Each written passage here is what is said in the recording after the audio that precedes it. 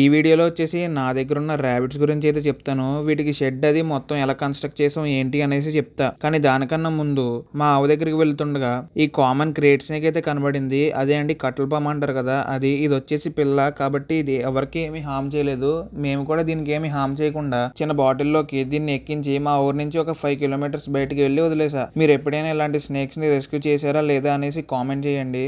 ఇంకా మన ర్యాబిట్స్ విషయానికి వచ్చేస్తే గైస్ ఇది వచ్చేసి విడ్త్ వచ్చేసి 6.5 ఫీట్, లెంత్ వచ్చేసి 3 to 4 ఫీట్ అయితే ఉంటది. అండ్ హైట్ వచ్చేసి 4 to 5 ఫీట్ అయితే ఉంటది. అండ్ అలాగే చుట్టూరా మెస్ అయితే పెట్టుకున్నాను. అండ్ అలాగే చిన్న పెట్టు కూడా అయితే కట్టుకున్నాను.